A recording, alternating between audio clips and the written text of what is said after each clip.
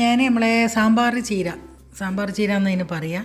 ഞാൻ പരിപ്പ് കറി വെക്കുമ്പോൾ അതിൽ കുറച്ച് ഈ സാമ്പാർ ചീര കൂടെ ചേർത്ത് കൊടുക്കുന്നുണ്ട്. നല്ല ടേസ്റ്റുമാണ്, പിന്നെ ഹെൽത്തിയാണ്.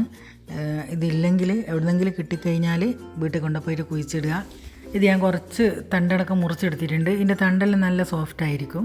അപ്പോൾ തണ്ടോടെ മുറിച്ചിട്ട് കൊടുക്കുക. എന്നിട്ട് നല്ല കൈ വൃത്തിയാക്കിയിട്ട് ഞാൻ പലകയിൽ വെച്ച് മുറിച്ച് കൊടുക്കുന്നുണ്ട്. ചെറുതായിട്ട് നമ്മൾ ചീര അരിയും പോലെ മുറിച്ചെടുക്കുക. എന്നിട്ട് ഞാൻ പരിപ്പ് കറിയാക്കി വെച്ചിട്ടുണ്ട്. അതിലേക്ക് ഇത് താളിച്ചിട്ട് ഒഴിച്ചു കൊടുത്താൽ മതി. കുറച്ച് ദിവസമായിട്ട് നമ്മളെല്ലാം ഒരു വിഷമത്തിലാണല്ലോ. മണ്ണിടിഞ്ഞ് അർജുൻ വണ്ടിയിൽ കുടുങ്ങിപ്പോയ സംഭവം, അത് എല്ലാവരും പ്രാർത്ഥിക്കുക, അയാൾ ജീവനോടെ തന്നെ തിരിച്ചു വരട്ടെ, ആ സഹോദരൻ ജീവനോട് തന്നെ തിരിച്ചു വരട്ടെ. ഞാൻ ഇത് പരിപ്പ് നമ്മൾ ചെറിയുള്ളിയും എല്ലാം ചേർത്തിട്ട് വേവിച്ച് വെച്ചതാണ്.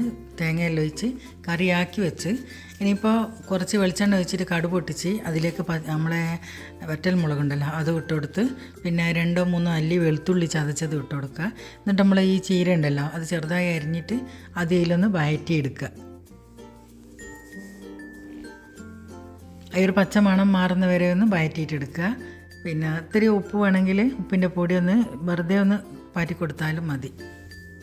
പരിപ്പ് കറി നമ്മൾ ഉണ്ടാക്കി വെച്ചതിന് ശേഷം ഇത് താളിച്ചിട്ട് ഒഴിച്ചു കൊടുത്താൽ മതി. പിന്നെ ഇത് ഇട്ട് കൊടുത്തതിന് ശേഷം അധികം തിളപ്പിക്കണമെന്നൊന്നുമില്ല.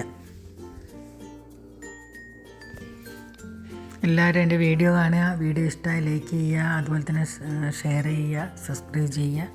By, thank U.